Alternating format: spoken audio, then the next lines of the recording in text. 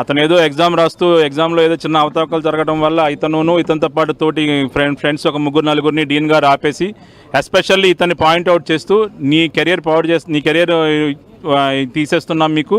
3 to 4 years నేను debar చేస్తాను అని చెప్పేసి వైస్ ప్రిన్సిపల్ గారు ఎస్పెషల్లీ డీన్ గారు వీళ్ళిద్దరూ కలిసి ఆ పిల్లవాడిని బెదిరించడం, ఆ పిల్లవాడు 11 o'clock ఈ ఇష్యూ జరిగితే 1 o'clock వరకు 12:30 to 1 వరకు వాళ్ళని బతిలాడుకోవడం, ఎంత బతిలాడుకున్నాక వినకపోగా వాళ్ళని మరీ ఇంకా నీ విషయం, నీ కెరీర్ ఇంతే, నీకు 3 years దాకా నీకు డాక్టర్ వృత్తికి దూరం చేస్తానని బెదిరించేవరకు వాళ్ళ ముందే వెళ్ళి ఆ కురవాడు వాళ్ళ ముందు నుంచే 4th floor నుంచి మేడం నుంచి దూకేశారు. ఈవెన్ దూకిన తర్వాత కూడా ఈ డీన్ కానీ ఆ సదరు వైస్ ప్రిన్సిపల్ కానీ ఎవరు కూడా